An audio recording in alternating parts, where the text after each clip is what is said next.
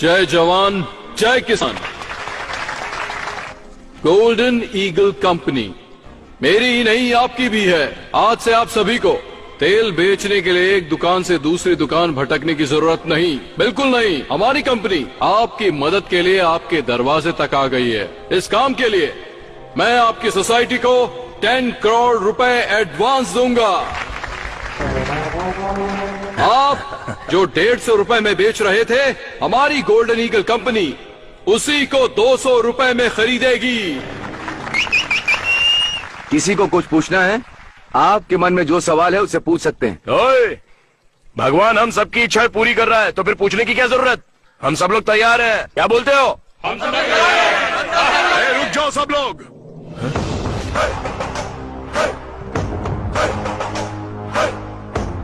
ओ, Nandi brand. आप यहाँ खरीदने के लिए आए हैं, बेचने के लिए? खरीदने के लिए आए हैं। खरीद कर क्या करोगे? ऑफ कोर्स बेचेंगे इसे। ओहो, यहाँ बैठे सभी लोग मालिक की हैसियत से आए, पर मुझे तुम्हारे मालिक होने पर शक है। तू ओनर नहीं लगता, ब्रोकर लगता है। ये क्या कृष्णा, तेल कंपनी के मालिक को ब्रोकर कैसे कह सकते हो? महेश भाई, आप मूंगफली खरीदते हो और उसका तेल निकालकर दुकान पर बेचते हो। लोग उसे खरीदते हैं। तुम एक मालिक हो ये सब जानते हैं, लेकिन इस आदमी ने तो कुछ किया ही नहीं। हमसे खरीदेगा और किसी और को बेचेगा। तो जो बीच में आकर हमारी बिक्री को बढ़ा देता है उसे हम क्या कहते हैं? तो आपको समझ नहीं आया, ब्रोकर या ओनर? हाँ, यही डाउट है ना तुम्हें? डाउट नहीं है, यकीन है। चलिए जाने दीजिए ब्रोकर साहब, बताइए तेल आप किस कीमत पर बेचेंगे? 140 रुपीज।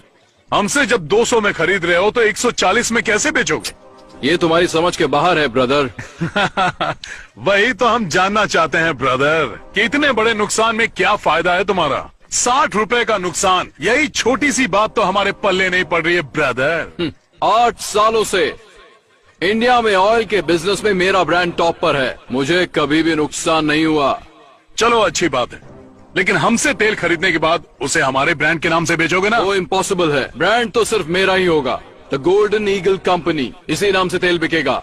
इसका मतलब हमारे ब्रांड का बिस्तरा गुल कर ये दोगे। क्या कृष्णा, ऐसे तो हमारे सारे ब्रांड खत्म हो जाएंगे। इतना ही नहीं काका, उसके बाद आप मालिक नहीं नौकर बन जाएंगे। क्या मतलब? पदमपुर पप्पू गोंडा का पोता परमेशी अब अपने ही तेल का मालिक नहीं होगा? ये आपका ब्रोकर और आप सप्लायर। गोल्डन ईगल कंपनी के सिर्फ एक सप्लायर होंगे। ओए, हम जैसे लोगों को तेल बेचते हैं ना, वैसे ही ये भी हमारा वही तेल ज्यादा कीमत पर खरीद कर लोगों को बेच रहा है। तो इसमें हमको नुकसान क्या हो रहा है? फायदा ही तो है ना। परफेक्ट, बिल्कुल सही बात बोल रहा है ये, पर इसे ये बात समझ में नहीं आ रही है। तुझे प्रॉब्लम क्या है मेरे दोस्त? इसमें हमारा नुकसान ही क्या है कृष्णा? नुकसान?